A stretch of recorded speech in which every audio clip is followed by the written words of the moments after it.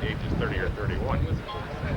In 150, in a 162 game season, it would have been at 30. In 154 game season, I'm sorry, it would have been at the age of 31. But that had nothing to do with anything. I'm proud of my military record. I did the job. I know a hero. The heroes, as far as I'm concerned, never returned to this country. They're on the battlefields of Europe or the depths of the Pacific or the Atlantic, and they're back home and loss of life, not loss of life, loss of limbs, and I know a lot of them. There were 274 Major League players in military service out of 400, and the only Major League player to ever lose his life in World War II was from Cleveland, Ohio. He played for Washington. Leading nationally in complete games, out and strikeouts on 4 occasions. From the Woodlands, Benson Giants, Hall of Famer number 21, Roland Starr.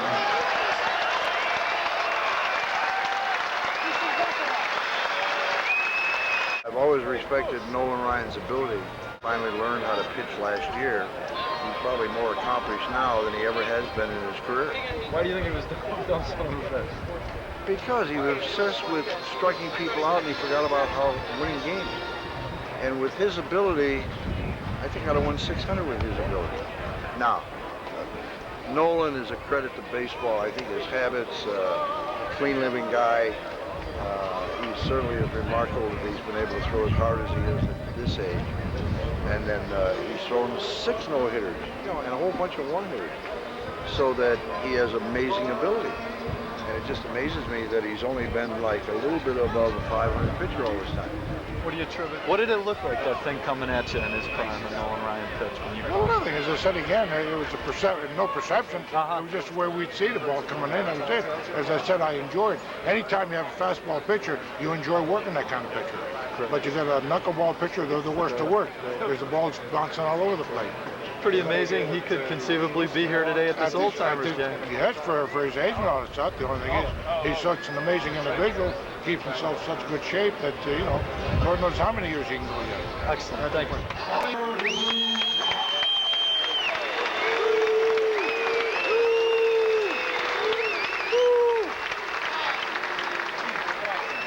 When you look back at your career record, did you think that it would be broken anytime soon? Did you ever look at it and think, I really didn't know because, again, we ran and Cardinals were better running ball club. We didn't become freedom run until around the 70s. And at the year I had 118 stolen bases, 35 years old, and that's like a 10-year-old horse in a Kentucky Derby.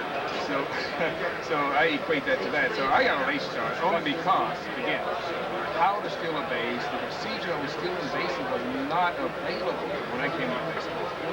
If you look at Ricky Henderson in the 70s and 80s, base stealing is now being taught in minor league ball. The last time it was taught in minor league ball was 1910.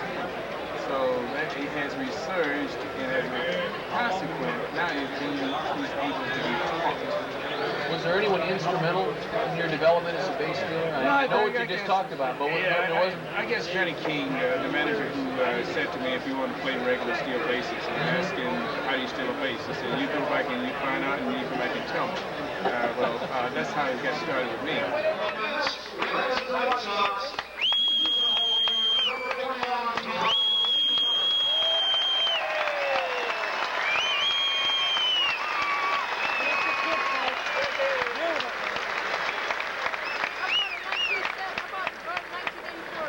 Do you have any aspirations? Not right now, no. I'm not going to worry out. We'll get these hitters out tonight. Thank you. All right.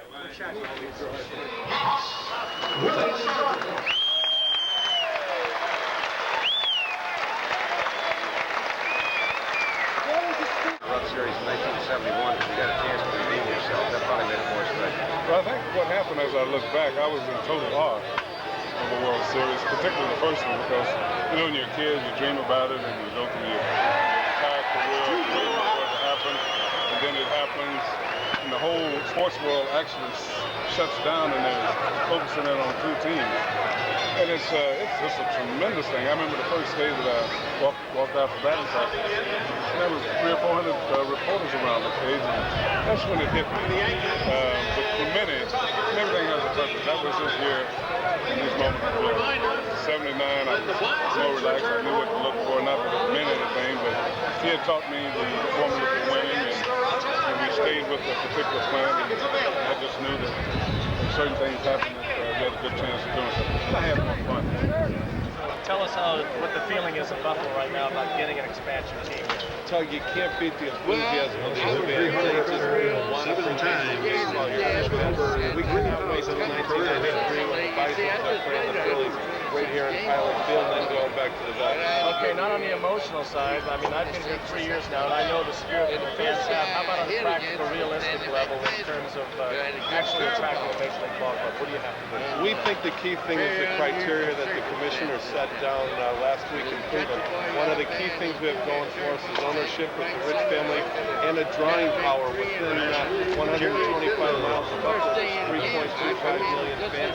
They want big league baseball here. 62. Very much so. We have a cable network, stretching down through the state, a wide region here, and some very loyal fans. We've drawn 1 million fans 2 years in a row for AAA baseball. We're going to three-peat this year. Bonnie's from Buffalo. I was just going to say, one of your great ambassadors and my first Major League pitching coach, and the man I call my father, got me started in the big leagues. Warren Spahn, you grew up in Buffalo. I guess you'd like to see Sure. For years. As a kid growing up, I wonder how in the world we ever got to play baseball in Buffalo with the weather the way it is. But there's great municipal baseball in this town. I got a wonderful start here. These people are baseball people. They're sports fans, and they come from far